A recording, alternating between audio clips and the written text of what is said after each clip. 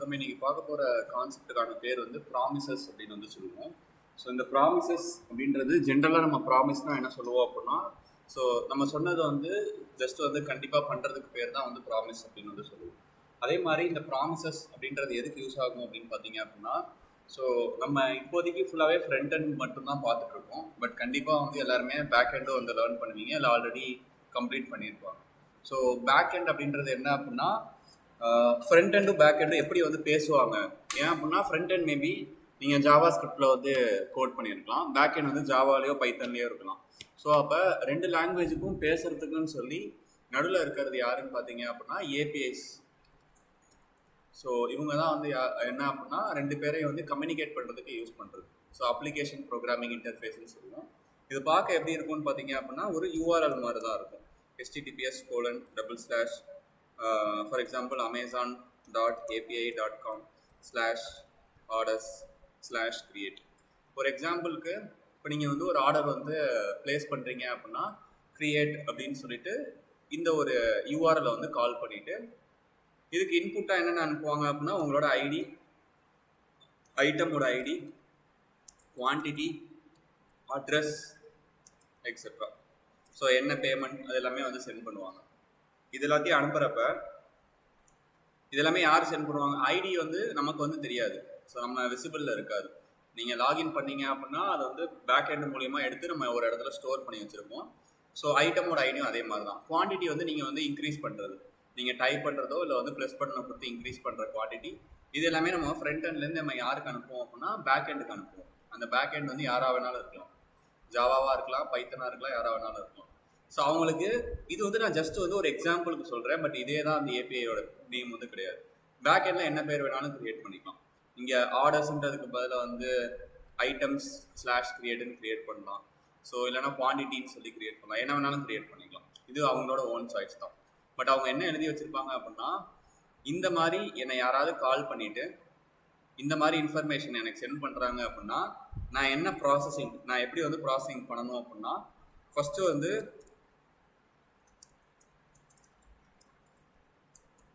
அவைலபிளான்னு சொல்லி பார்க்கணும். இந்த பர்டிகுலர் ஐட்டம் வந்து டிபியில் இருக்கா அப்படின்னு சொல்லி பார்க்கணும்.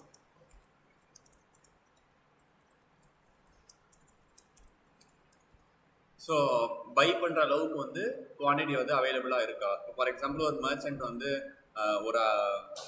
ஒரு ஐட்டம் வந்து அதில் ப்ளேஸ் பண்ணுறப்ப எனக்கு 10 தான் இருக்குது அப்படின்னு சொல்லி ப்ளேஸ் பண்ண போகிறாங்க. நீங்கள் 11 ஆர்டர் பண்ணுறீங்க. ஸோ அப்போ 11மே ப்ராசஸ் ஆகக்கூடாது. ஏன்னா என்கிட்ட 10 தான். ஒன்று ப்ராசஸ் ஆனால் ஃபுல்லாக ஆகணும், இல்லைன்னா எதுவுமே ஆகக்கூடாது. ஸோ அப்போ நீங்கள் வந்து கொடுக்குறப்ப குவான்டிட்டி வந்து இவ்வளோ குவான்டிட்டி வந்து மேட்ச் ஆகுதா அப்படின்னு சொல்லி பார்க்கணும். நெக்ஸ்ட்டு வேறு என்ன அட்ரஸோட பிளேஸ்க்கு வந்து டெலிவரபிள் இருக்கா அப்படின்னு சொல்லி பார்க்கணும். இது எல்லாமே ஓகேவானால் மட்டும்தான் என்ன பண்ணுவாங்க அப்படின்னா 200 அப்படின்னு சொல்லி உங்களுக்கு ஒரு சிக்னல் கொடுப்பாங்க.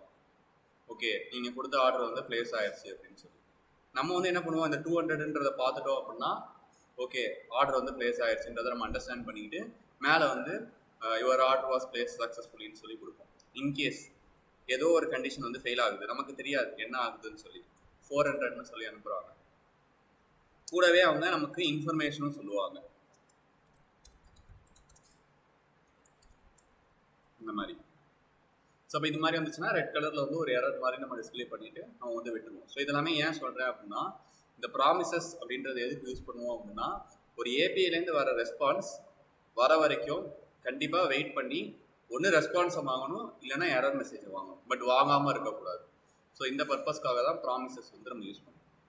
ஏபிஐஸ் எல்லாமே உங்களுக்கு ஒரு ப்ராமிசஸாக தான் வரும். ஓகே, இப்போ ஏபிஐ போகிறதுக்கு முன்னாடி நம்ம மேனுவலாக ஒரு விஷயத்த ப்ராமிஸாக க்ரியேட் பண்ணுவோம் அப்படின்னா எப்படி க்ரியேட் பண்ணுறதுன்னு பார்த்தீங்கன்னா, இந்த ப்ராமிஸ் அப்படின்றது வந்து one of the class. So கிளாஸ்னால் தான் நம்ம என்ன பண்ணுவோம் அப்படின்னா நியூன்ற கீவேர்டு வந்து யூஸ் பண்ணுவோம். இதுக்குள்ளே ஒரு ஏரோ ஃபங்க்ஷன் கொடுக்குறேன். ஸோ இதான் வந்து ஒரு ஏரோ ஃபங்க்ஷன்.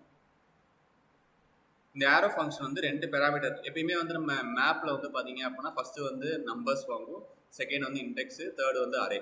அது மாதிரி இது வந்து ரெஸ்பான்ஸ் அண்ட் ரிஜெக்ட்னு சொல்லி 2 பேராமீட்டர் வந்து இதுக்கு வாங்கும். இது இப்படி தான் பேர் வைக்கணும்னு கிடையாது, A,Bன்னு கூட வச்சுக்கலாம். பட் நான் பார்க்கறதுக்கு மீனிங்ஃபுல்லாக இருக்கணுன்றதுக்காக ரெஸ்பான்ஸ், ரிஜெக்ட்னு சொல்லி வைக்கிறேன். எய்தர் ரெஸ்பான்ஸ் வரணும் இல்லைனா ரிஜெக்ஷன் வரும்.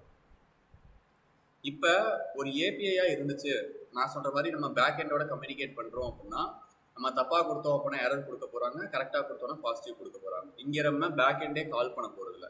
அதனால் நான் வந்து மேனுவலாக என்ன பண்ண போகிறேன், ரெஸ்பான்ஸ் கொடுக்குறேன், இல்லைன்னா ரிஜெக்ட் பண்ணுறேன். ஸோ இப்போ ஒரு எக்ஸாம்பிளுக்கு இஃப் 2 > 1 இருந்துச்சு அப்படின்னா ரெஸ்பான்ஸ் வந்து கொடுங்க.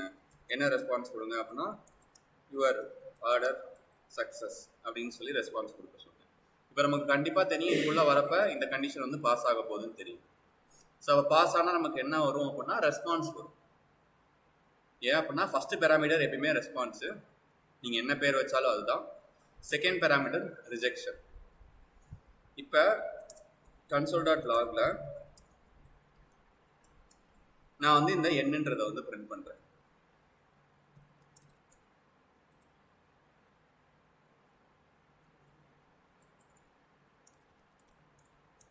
ஸோ ப்ராமிஸ் யுவர் ஆர்டர் சக்ஸஸ்ன்னு சொல்லி வருது எனக்கு. ஓகே, இப்போ இதுக்கு கீழே console.logல ஹாய்ன்னு வந்து பிரிண்ட் பண்ணுறேன். ஸோ என்ன ஆகுதுன்னு பார்த்தீங்கன்னா ஃபஸ்ட்டு நமக்கு இந்த ப்ராமிஸ் வந்து என்ன கொடுக்குதோ அதை பிரிண்ட் பண்ணதுக்கு அப்புறம் தான் எனக்கு அடுத்த லைனுக்கு வந்து போகுது. கரெக்டாக? ஸோ இந்த மாதிரி லைன் பை லைன் எக்ஸிக்யூஷனுக்கு பேர் என்ன சொல்லுவோம் அப்படின்னா சிக்னோரைசேஷன் அப்படின்னு வந்து சொல்லுவோம். அதாவது ஒரு லைன் கம்ப்ளீட் பண்ணதுக்கப்புறம் அதுலேருந்து ரெஸ்பான்ஸை வாங்கிட்டு அடுத்த ப்ராசஸ் வந்து போகிறதுக்கு வந்து சிக்னோரைசேஷன். அசிக்னோரைசேஷன் அப்படின்னா என்ன அர்த்தம் அப்படின்னா பேரலாக நடக்குது. ஸோ இங்கே வர ரெஸ்பான்ஸ் வர வரைக்கும் கீழே இருக்கிற இது வந்து வெயிட் பண்ணணும்னு தேவை கிடையாது. ஸோ இது வந்து பேசிக்காக எப்படி வந்து ஒர்க் ஆகும்னு பார்த்தீங்க அப்படின்னா ஒரு டயக்ராம் இருக்குது இதுக்கு.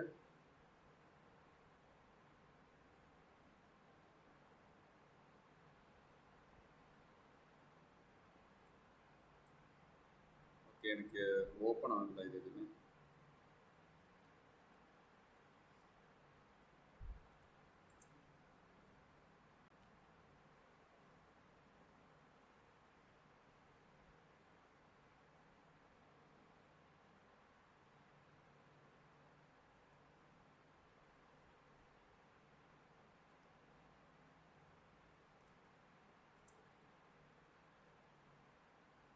ஓகே, ஸோ இதுக்கு பேசிக்காக அது எப்படி ஒர்க் ஆகும்னு பார்த்தீங்க அப்படின்னா ஃபஸ்ட்டு வந்து இதுக்கு பேர் வந்து கால் ஸ்டாக் அப்படின்னு வந்து சொல்லுவோம். இதுக்கு பேர் வந்து கால் ஸ்டாக்.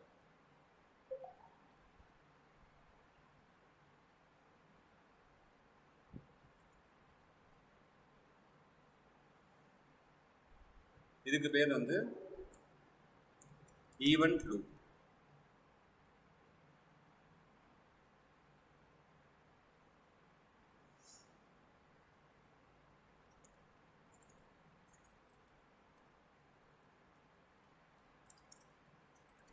ஸோ இதான் வந்து ப்ராசஸ், இந்த மாதிரி தான் இருக்கும்.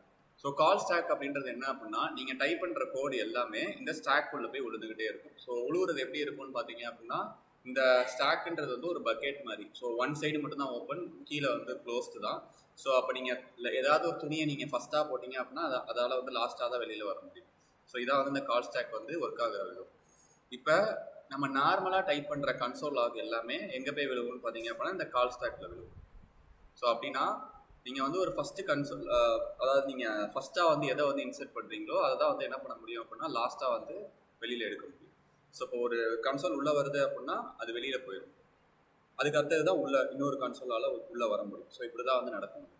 இந்த கால் பேக் கியூ அப்படின்றது என்னென்னு பார்த்தீங்க அப்படின்னா எதெல்லாம் நமக்கு அசிக்னோரஸில் ஒர்க் ஆகுமோ, அதாவது எனக்கு இந்த ரெஸ்பான்ஸ் வர வரைக்கும் எனக்கு வெயிட் பண்ண வேண்டாம்னு சொல்லி எதெல்லாம் இருக்கோ அது எல்லாமே உங்களுக்கு எதில் போய் இருக்கும் அப்படின்னா அந்த கால் பேக் கியூவில் வெயிட் பண்ணும்.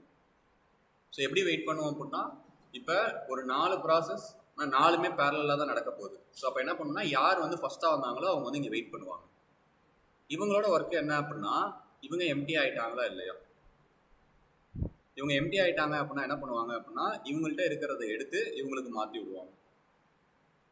ஸோ இதை வந்து ஜஸ்ட் ஒரு டயக்ராமில் அண்டர்ஸ்டாண்ட் பண்ணிக்கோங்க. இதை அப்படியே வந்து நம்ம வந்து கோடில் எப்படி வந்து இந்த மாதிரி ஒர்க் ஆகுது அப்படின்னு வந்து பார்க்க போகிறோம். ஸோ இப்போ இந்த ப்ராமிஸ் அப்படின்றத டேரெக்டாக என்னன்னு பிரிண்ட் பண்ணாமல் என் டாட் தென் அப்படின்னு சொல்லிட்டு வருதா, தென் இன்னொரு ஆரோ ஃபங்க்ஷன் போட்டுருக்காங்க. இதான ஆரோ ஃபங்க்ஷன். ஸோ இங்கே எனி ஏதாவது ஒரு வேரியபிள் டிஃபைன் பண்ணிவிட்டு கன்சோல் லாகில் என்ன பிரிண்ட் பண்ணுறதுக்கு பதிலாக இந்த கன்சோல் லாகில் இதில் இருக்கிற ஈயை வந்து பிரிண்ட் பண்ணுங்க. இப்பயுமே ஹாய்ன்றது நமக்கு எங்கே இருக்குது, இந்த டாட் தென் முடிச்சதுக்கு அப்புறம் தான் இருக்குது. ஆனால் இதோட ரெஸ்பான்ஸ் எப்படி வருதுன்னு பாருங்கள். ஃபஸ்ட்டு யார் பிரிண்ட் ஆகிருக்கா, ஹாய்ன்றது தான் பிரிண்ட் ஆகிருக்கு. அடுத்ததான் இது பிரிண்ட் ஆகிருக்கு. ரீசன் என்ன அப்படின்னா இது வந்து உங்களுக்கு அசிக்னோரஸ் ஃபங்க்ஷன். ஸோ அசிக்னோரஸ் ஃபங்க்ஷன்ஸ் எல்லாமே எங்கே போய் ஸ்டோர் ஆகும் அப்படின்னா கால் பேக் கியூவில் விழுவும். நார்மல் கன்சோல் எல்லாமே எங்கே போய் விழுவும் அப்படின்னா கால் ஸ்டாக்ல விழுவும். ஸோ அப்போ என்ன ஆகும்னா நீங்கள் ஈவன் எழுதியிருக்கிற ஆர்டர் இப்படி இருந்தாலும் இது ரன் பண்ணுறப்ப இது எது ஒர்க் ஆகும்னா ஃபஸ்ட்டு கன்சோலாக போய் ஸ்டாக்ல போய் விழுந்துடும். விழுந்ததுக்கப்புறம் இந்த ஈவன் லூப் என்ன பண்ணுவோம் அப்படின்னா என்கிட்ட கால் பேக் கியூவில் ஒரு ப்ராமிஸ் வந்து வெயிட் பண்ணிட்டு இருக்காங்க. இங்கே ஒரு ப்ராமிஸ் வந்து எனக்கு வெயிட் பண்ணிட்டு இருக்காங்க. ஸோ நான் இப்போ உள்ளே வந்து வரலாமா அப்படின்னு கேட்குறப்ப இல்லை நான் கன்சோல் லாக் வச்சுருக்கேன், ஃபஸ்ட்டு அவங்கள வந்து நான் வந்து அனுப்பிடுறேன் அப்படின்னு சொல்லிட்டு கன்சோல் லாக் அனுப்பிடும். அதுக்கப்புறம் திருப்பி உள்ளே வரலாமான்னு கேட்கும். ஸோ உள்ளே வரலாமா, இப்போ யாருமே இல்லை வரலாம். ஸோ இப்போ இதே 2 கன்சோல் லாக் இருக்கு. ஸோ இப்போ என்ன ஆகுது, ஃபஸ்ட்டு ஒரு கன்சோல் லாக் அனுப்பிடுச்சு, பட் செகண்டும் ஒருத்தங்க இருக்காங்க. ஸோ அவங்களையும் வெளியில் அனுப்புனதுக்கப்புறம் தான் என்ன ஆகுது அப்படின்னா நமக்கு வந்து அவுட்புட்ஸ் வந்து பிரிண்ட் ஆகுது. சிக்னோரஸ், அதாவது அசிக்னோரஸ் ஃபங்க்ஷன்ஸ் எல்லாமே. ஸோ அப்போ என்ன அர்த்தம் அப்படின்னு பார்த்தீங்க அப்படின்னா ஒரு ஏபிஐலேருந்து ரெஸ்பான்ஸ் வர வரைக்கும் நம்ம வேற ஒரு ப்ராசஸை ஸ்டாப் பண்ணி வைக்கணுன்ற மேண்டட்டரி கிடையாது. அந்த ஏபிஐயோட ரெஸ்பான்ஸ் எப்போ வேணாலும் வரலாம், பட் அது வரைக்கும் கீழே இருக்கிற லைன்ஸ் எதுவுமே ரன் ஆகாமல் இருக்கணும் அப்படின்ற மேண்டட்டரி கிடையாது. ஸோ அதான் வந்து அசிக்னோரைசேஷன் சொல்லுவோம். இதுக்கு முன்னாடி ஏ போட்டிங்க அப்படின்னா இது வந்து அசிக்னோரைசேஷன், இது இல்லை அப்படின்னா சிக்னோரைசேஷன். அப்போ உங்களுக்கு call stack, callback queue, event loop, இதில் மூணுத்துலேயுமே வாட் இஸ் கால் ஸ்டாக் இல்லை what is callback queue இல்லை வாட் இஸ் ஈவன் லூப் தனித்தனியாக கேட்பாங்க. ஸோ அது மூணுத்துக்கும் என்ன நம்ம பதில் சொல்லணும் அப்படின்னா நார்மலாக நம்ம எழுதுகிற எல்லா கோடுமே கால் ஸ்டாக்ல போய் விழுவோம். எதெல்லாம் வந்து அசிக்னோரஸ் ஃபங்க்ஷனாக இருக்கோ அது எல்லாமே கால் பேக் கியூவில் தான் வந்து வெயிட் பண்ணிக்கிட்டு இருக்கும். ஸோ அது எந்த ஆர்டரில் வெயிட் பண்ணி, இப்போ லெட்ஸே நான் என்ன பண்ணுறேன், இதே மாதிரி இன்னொரு ஒரு ப்ராமிஸ் கிரியேட் பண்ணுறேன், N1ன்னு சொல்லி கிரியேட் பண்ணியிருக்கேன். இங்கே எப்படி வந்து n டாட் தென்னு சொன்னீங்களோ அதே மாதிரி N1 டாட் தென்னு சொல்கிறீங்க. இப்போ நான் என்ன பண்ணுறேன், N1 வந்து நான் வந்து ஃபஸ்ட்டு ப்ரிஃபரன்ஸாக வந்து வச்சுக்கிட்டு இங்கே கன்சோல் லாக்ல எக்ஸ்ட்ராவாக N1 அப்படின்னு சொல்லி பிரிண்ட் பண்ணுறேன். ஸோ இப்போ பிரிண்ட் ஆகிறப்ப என்ன ஆர்டரில் பிரிண்ட் ஆகுதுன்னு பாருங்கள். ஃபஸ்ட்டு N1 பிரிண்ட் ஆயிருக்கு, அடுத்தது தான் நமக்கு மேலே இருக்கிறது வந்து பிரிண்ட் ஆயிருக்கு. ஸோ அப்போ எத்தனை அசிக்னோரஸ் ஃபங்க்ஷனாக இருந்தாலும் அது என்ன பண்ணுவோம் அப்படின்னா கால் பேக் கியூவில் போய் வெயிட் பண்ணிட்டு இருக்கும். உங்களோட கால் ஸ்டாக் எப்போ வந்து எம்டி ஆகுதோ அப்போ தான் என்ன பண்ணுவோம் அப்படின்னா அந்த கியூலேருந்து எடுத்து ஸ்டாக்குள்ளே போடும், ஸ்டாக்லேருந்து வெளியில் தரும், திருப்பி அந்த கியூலேருந்து எடுத்து ஸ்டாக்குள்ளே போடும், ஸ்டாக் வந்து வெளியே தரும். ஸோ அப்போ call stack, callback queue, event loop. இப்போ for what is event loop அப்படின்னு கேட்டாங்க அப்படின்னா ஈவன் லூப்போட மெயின் பர்பஸ் என்ன அப்படின்னா கால் பேக் கியூலேருந்து எடுத்து ஸ்டாக்ல வந்து எம்டியாக இருக்காங்களா இல்லையான்னு பார்த்து எம்டி ஆனதுக்கப்புறம் உள்ளே தள்ளுறது. அது இந்த ஈவெண்ட் வந்து உங்களுக்கு லூப் ஆகிட்டே இருக்கும், நடந்துக்கிட்டே இருக்கும். அதனால தான் அதுக்கு பேர் event loop. Callback queue அப்படின்றது என்ன அப்படின்னா நம்ம ஒரு விஷயத்தை கால் பண்ணியிருக்கோம், அது வந்து கியூவில் வெயிட் பண்ண சொல்லியிருக்கோம் அன்டில் ஸ்டாக் வந்து எம்டி ஆகுற வரைக்கும். ஸோ இது மூணுமே ஒரு இம்பார்ட்டண்ட் கொஸ்டின், கால் ஸ்டாக், கால் பேக் கியூ. ஏன்னா இந்த மாதிரி உங்களுக்கு கன்சோல் கொடுத்துட்டு இப்போ ஏன் வந்து ஹாய் இந்த 2 ஹாய் வந்து ஃபஸ்ட்டாக பிரிண்ட் ஆகுது, இந்த 2 வந்து நமக்கு லேட்டாக வருது அப்படின்னு சொல்லி கேட்பாங்க. ஸோ அதுக்கு இதான் ஆன்சர்.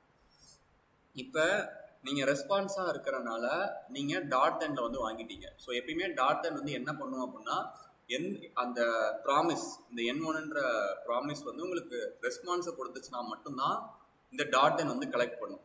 இன்கேஸ் இது வந்து எரரை த்ரோ பண்ணுது அப்போ இந்த டாட் தென்னால உங்களால் கலெக்ட் பண்ண முடியாது, எரர் அடிச்சு நின்றும் அப்படியே. ஸோ இப்போ இந்த டைம் நம்ம என்ன பண்ணணும்னு பார்த்தீங்க அப்படின்னா டாட் கேட்ச், இதுக்குள்ள ஒரு arrow function, any variable console.log error. So இது மாதிரி வந்து நீங்கள் வந்து கேட்ச் பண்ணுற மாதிரி இருக்கும். N1க்கு தானே நான் இப்போ ரிஜெக்ட் பண்ணியிருக்கேன். ஆமாம். ஸோ அப்போ N1க்கு மட்டும் நம்ம கேட்ச் பண்ணால் போதும். ஏன்னா ரிஜெக்ட் பண்ணியிருக்கிறது N1ன்ற வேரியபிள் இருக்கிற ப்ராமிஸ்க்கு தான். ஸோ அதனால் மேலே இருக்கிறதுக்கு பண்ணணுன்ற தேவை கிடையாது. ஸோ இப்போ வந்து பார்த்தீங்க அப்படின்னா ஈவன் தான் நமக்கு வந்து எரராக இருந்தாலும் அதை வந்து நம்ம கேட்ச் பண்ணனால இந்த இது வந்து பிரிண்ட் ஆகும். ஸோ அப்போ இந்த கேட்ச்ன்றது என்ன எந்த டைமில் நமக்கு யூஸ்ஃபுல்லாக இருக்கும்னு பார்த்தீங்கன்னா சம்டைம்ஸ் பேக் எண்டோட சர்வர் வந்து டவுன் ஆகுது. ஸோ அந்த டைம் வந்து உங்களுக்கு பேக் எண்ட் வந்து எரர் தரும். அப்போ நீங்கள் தென் மட்டும்தான் வச்சுருக்கீங்க, உங்கள்கிட்ட கேட்ச் இல்லை அப்படின்னா என்ன ஆகும் அப்படின்னா ஃப்ரண்ட் எண்டும் கிராஷ் ஆகிடும். ஸோ அதனால் இன்கேஸ் பேக் எண்டில் ஏதாவது சர்வர் டவுன் ஆச்சுன்னா சம்திங் வென்ட் ராங் அப்படின்னு சொல்லி உங்களுக்கு மெசேஜ் வரும். உங்களுக்கு ஏதாவது ஒரு வெப்சைட் நீங்கள் யூஸ் பண்ணிட்டு இருக்கப்ப சம்திங் வென்ட் ராங் அப்படின்னு சொல்லிட்டு வரும். ஸோ அதுக்கான பர்பஸ் வந்து இதுதான். பேக் எண்டில் ஏதாவது ஒன்று ஃபெயிலியர் ஆச்சு அப்படின்னா நம்ம கேட்சில் வந்து நான் இப்போதைக்கு கன்சோல் மட்டும் பண்ணியிருக்கேன். நீங்கள் இங்கே வந்து இப்போ for example so something went ராங்னு சொல்லி கொடுத்தீங்க அப்படின்னா அதுதான் உங்களுக்கு பிரிண்ட் ஆகும். இப்போ இன்கேஸ் இந்த ப்ராமிஸ் வந்து உங்களுக்கு ரிஜெக்ட் பண்ணாமல் ரெஸ்பான்ஸ் கொடுக்குது அப்படின்னா ரெஸ்பான்ஸ் தான் நமக்கு பிரிண்ட் ஆகும். ஸோ இதான் வந்து பேசிக்காக வந்து ப்ராமிஸ் அப்படின்னு சொல்கிறது. இப்போதைக்கு நம்மளா வாண்டடாக ரெஸ்பான்ஸாக ரிஜெக்ஷன் வந்து பண்ணுறோம். பட் ரியல் டைமில் வந்து பார்த்தீங்க அப்படின்னா நம்ம ரெஸ்பான்ஸ் கொடுக்க மாட்டோம். ஏபிஐஸ் தான் நமக்கு ரெஸ்பான்ஸ் இல்லைன்னா எரர் வந்து கொடுக்கும். பட் அது எப்படி ஒர்க் ஆகுது, அது நம்ம எப்படி வந்து ஏபிஐஸ் வந்து ஃபியூச்சரில் ஹேண்டில் பண்ணோம் அப்படின்றதுக்காக நம்ம வந்து இன்பில்ட்டாக இருக்கிற ப்ராமிஸ்ன்ற கிளாஸை யூஸ் பண்ணி நம்ம வந்து அதை வந்து ஹேண்டில் பண்ணிடுவோம். ஸோ இதான் வந்து ப்ராமிசஸ் அப்படின்றது, அந்த 3 விஷயம் எப்படி ஒர்க் ஆகுன்றது. இப்போ நீங்கள் ஒரு டாட் தென் வந்து இந்த மாதிரி யூஸ் பண்ணிக்கிட்டே இருக்கிறதுக்கு பதிலாக, ஏன் அப்படின்னா இப்போ ஒரு 10 ஏபிஐஸ் இருக்குது, நீங்கள் இப்போ 10 டாட் தென் யூஸ் பண்ணுறப்ப 10 கால் பேக் க்யூவில் வந்து வெயிட் பண்ணிகிட்டு இருக்கணும். அது மாதிரி பண்ணுறதுக்கு பதிலாக ப்ராமிஸ் டாட் ஆல் அப்படின்னு சொல்லிட்டு ஒரு மெத்தட் இருக்குது. இதில் அரேல n,n1 டாட் தென் அங்கே என்ன பண்ணீங்களோ அதே தான்.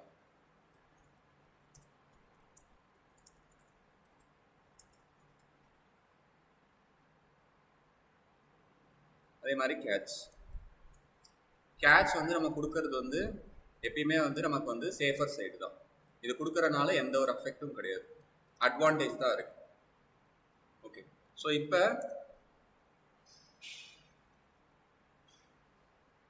ஓகே இங்கே ஏரோ மார்க் பண்ணலாம். ஓகே, ஸோ இப்போ நமக்கு என்ன இருக்குன்னு பார்த்தீங்க அப்படின்னா, உங்களோட ரெஸ்பான்ஸ் வந்து 1 by 1 பிரிண்ட் ஆகாமல் உங்ககிட்ட இருக்கிற எல்லா ப்ராமிஸையும் நீங்கள் இதுக்குள்ளே கொடுத்துட்டீங்க. ஸோ அப்போ எல்லா ப்ராமிஸ்லேருந்து வர ரெஸ்பான்ஸ் வந்து உங்களுக்கு என்ன ஆயிருக்கு அப்படின்னா ஒரே டைமில் உங்களுக்கு வந்து பிரிண்ட் ஆயிருக்கு. ஸோ இது வந்து ஃபஸ்ட்டு என்னோட ரெஸ்பான்ஸ், இது வந்து n1 ரெஸ்பான்ஸ். ஸோ ரெண்டுமே வந்து பார்த்தீங்க அப்படின்னா உங்களுக்கு வந்து பிரிண்ட் ஆயிருக்கு. அப்போ ஒரு 10 ப்ராமிஸ் இருக்குன்றப்ப 10 ப்ராமிஸ்க்கும் தனித்தனி டாட் தென் கொடுக்காம எல்லா ப்ராமிஸையும் கம்பைன் பண்ணி ஒரே டாட் தென் தான் வந்து கொடுத்துக்கலாம். அதான் வந்து இந்த ஆளுன்றது.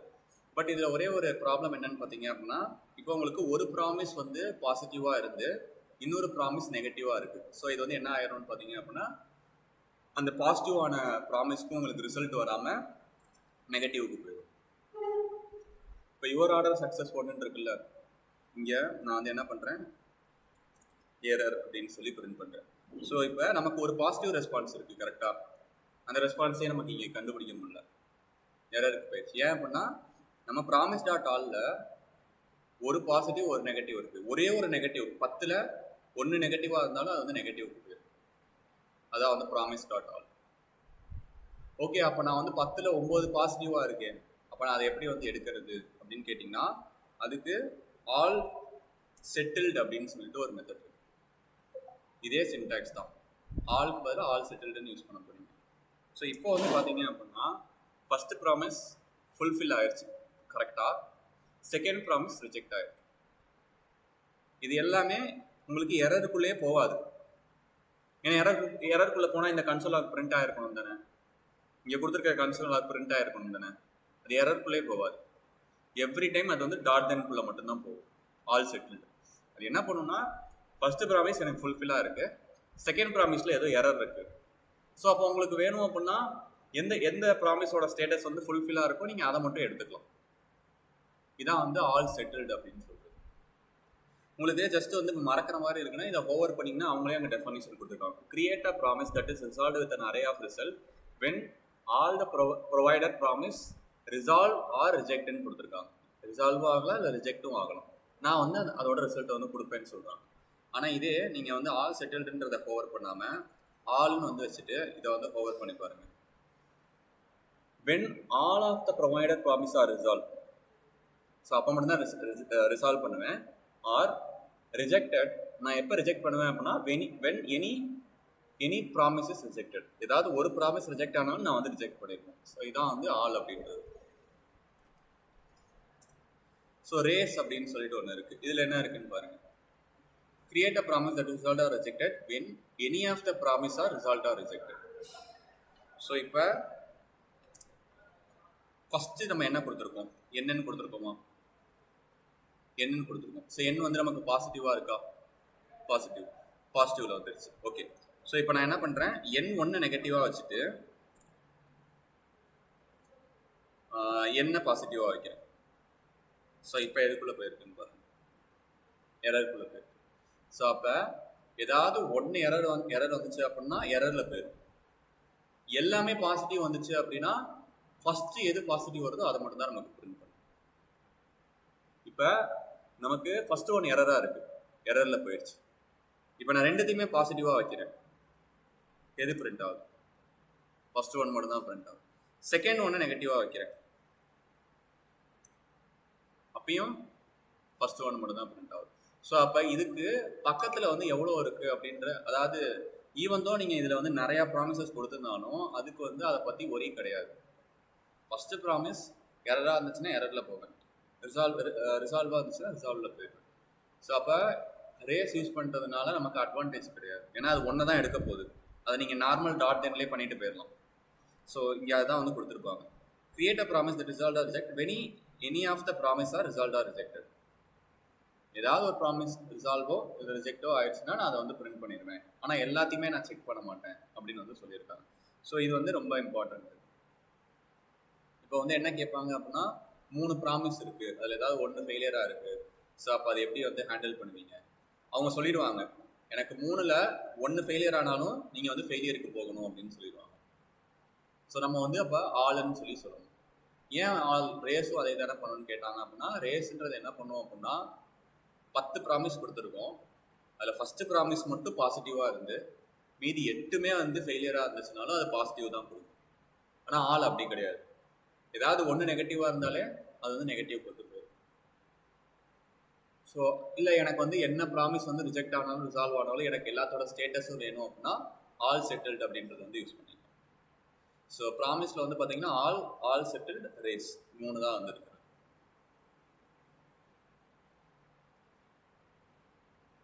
ஸோ லாஸ்ட்டாக வந்து நம்ம பார்க்கக்கூடியதான் வந்து பார்த்தீங்க அப்படின்னா, நம்ம நார்மலாக ப்ராமிஸ் அப்படின்றத டாட் தென் வச்சு ஹேண்டில் பண்ணிடணும், என் டாட் தென் அப்படின்னு சொல்லி ஹேண்டில் பண்ணிடணும்.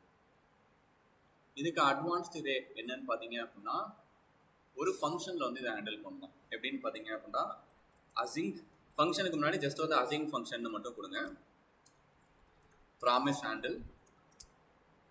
இங்கே லெட் ஏதாவது ஒரு வேரியபிளில் அவைட் என் console.logல a. ஸோ இந்த அவைட் அப்படின்ற கீவேர்டு என்ன பண்ணுவோம் அப்படின்னா, என்னோட ரெஸ்பான்ஸ் வர வரைக்கும் வெயிட் பண்ணி அதை வந்து இந்த ஏன்றதில் ஸ்டோர் பண்ணும், அந்த ரெஸ்பான்ஸை நம்ம பிரிண்ட் பண்ணுறோம். ஓகே, அப்போ ஏன் வந்து இது அசிங்க்னு கொடுக்குறோன்னா, இந்த அவைட்ன்றது அசிங்க்ரோனஸ் ஃபங்க்ஷனில் மட்டும்தான் ஒர்க் ஆகும். ஏன்னா நம்ம ஸ்டார்டிங்லேயே பார்த்தோம், இந்த ப்ராசஸ் எல்லாமே உங்களுக்கு என்னென்னு பார்த்தீங்க அப்படின்னா அசிங்க்ரோனஸ் அப்படின்னு வந்து பார்த்தோம். ஸோ அப்போ அந்த அவைட்ன்ற கீவேர்டு வந்து எல்லா ஃபங்க்ஷனுக்குள்ளேயும் ஒர்க் ஆகாது, உங்களோட ஃபங்க்ஷன் வந்து அசிக்னோரஸ் ஃபங்க்ஷனாக இருந்தால் மட்டும்தான் ஒர்க் ஆகும். இப்போ இந்த ப்ராமிஸ் ஹேண்டில்ன்ற ஃபங்க்ஷனை கால் பண்ணுங்க இங்கே. ஸோ ஓகே, மேபி என் வந்து நமக்கு என்ன வந்துருக்கு, என் வந்து நமக்கு ரிசால்வ் தானே பண்ணுது. ஓகே, என் ரிசால்வ் தான் பண்ணுது.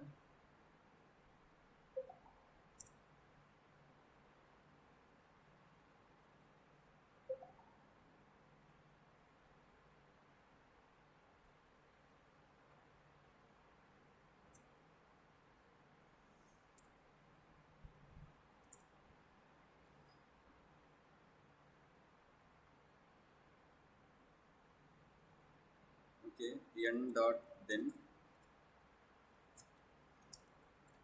console.logல e. இப்போதைக்கு இந்த ஃபங்க்ஷனை கமாண்ட் பண்ணணும். ஓகே, ஸோ இப்போ நமக்கு என்ன ஆகுதுன்னு பார்த்தீங்க அப்படின்னா, எண் வந்து உங்களுக்கு ரெஸ்பான்ஸ் கொடுத்தாலும் அது உங்களுக்கு எதில் தான் போகுது, எரரில் தான் போகுது. இது வந்து சம்டைம்ஸ் வந்து ஃபைல் ப்ராப்ளம். இது இப்போ வேணால் பாருங்கள், நான் இன்னொரு ஃபைலை வந்து க்ரியேட் பண்ணிவிட்டு promises1.jsன்னு சொல்லி க்ரியேட் பண்ணுறேன். இதில் நான் எதுவுமே பண்ணல, மேலே இருக்கிற என்ன கோட் இங்கே எழுதியிருக்கேனோ காப்பி, இங்கே பேஸ்ட். அதே மாதிரி இப்போ நமக்கு இதான எரர் அடிச்சது முன்னாடி, இதை அப்படியே காப்பி, இங்கே பேஸ்ட், அன்கமெண்ட் பண்ணிடுறேன். ஸோ இதுக்கு கீழே console.logல ஒரு ஹாய்னு ஒன்று இருந்துச்சு,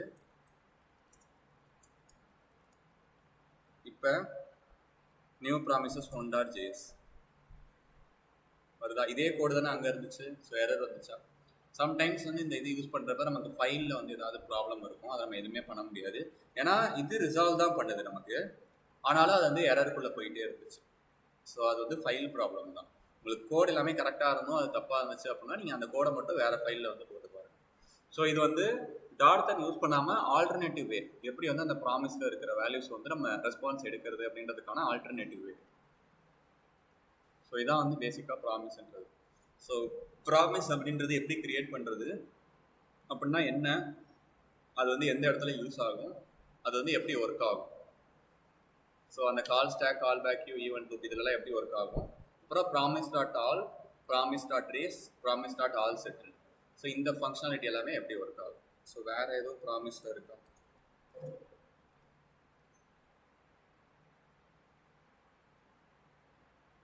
இதான் இருக்கிறது. ரிசால்வாக நமக்கு தேவையில்ல. All, race, all settle. So இதான் இருக்கிறது, வேறு எதுவும் கிடையாது.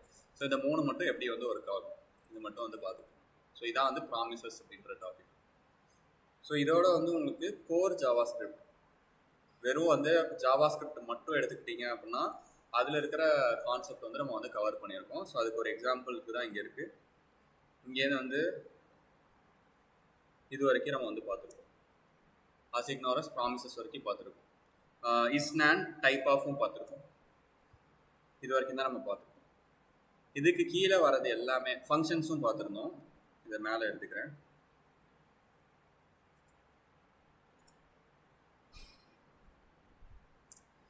ஸோ ஸ்ப்ளிட் பண்ணியிருக்கேன். இப்போ இதுலேருந்து இது வரைக்கும் என்னென்னு பார்த்தீங்க அப்படின்னா நம்ம படித்த ஜாவா ஸ்கிரிப்டை HTML-ஓட கம்பைன் பண்ணி எப்படி வந்து நம்ம வந்து ஒர்க் பண்ணுறது. ஏன்னா HTML-ஓட கம்பைன் பண்ணால் தான் லாகின் பேஜாக இருக்கட்டும், இல்லை வந்து ஆட் பண்ணோம் அப்படின்னா அவங்களோட ஆட் பண்ண லிஸ்ட் எல்லாமே கீழே வரதா இருக்கட்டும். ஸோ எதாக இருந்தாலுமே உங்களுக்கு டிசைன் போனால் தான் உங்களால் வந்து பண்ண முடியும். ஸோ அதுதான் வந்து எப்படி பண்ணுறது அப்படின்றது நெக்ஸ்ட் கிளாஸில் பார்க்க போகிறோம். ஸோ இப்போ என்ன அப்படின்னா இந்த கான்செப்ட்லேருந்து இது வரைக்கும் இன்றைக்கி நடத்தினதை விட்டுருங்க, இது வரைக்கும் இருக்கிற எல்லா கான்செப்டோட சின்டாக்ஸ் மட்டும், ஸோ எதையுமே ரெஃபர் பண்ணாமல் உங்களுக்கு என்ன தெரியுதோ அது தப்பாக இருந்தாலும் பரவாயில்ல, சஜஷன்ஸ் யூஸ் பண்ணிக்கோங்க. சின்டாக்ஸ் மட்டும் உங்களோட லேப்டாப்பில் எவ்வளோ பண்ண முடியுதோ அதை மட்டும் பண்ணி வச்சுக்கோங்க. ஒரு இதுக்கும் மேலே கமெண்ட்ஸில் வேரியபிள்ஸ் அதோட ஒரு எக்ஸாம்பிள், லூப்ஸ் அதோட எக்ஸாம்பிள், ஸோ அது மாதிரி மட்டும் போட்டு அது மட்டும் இப்போ ஸ்டார்ட் பண்ணுங்க. ஏன்னா இன்னைக்கு ரொம்ப கம்மியாக இருக்கு.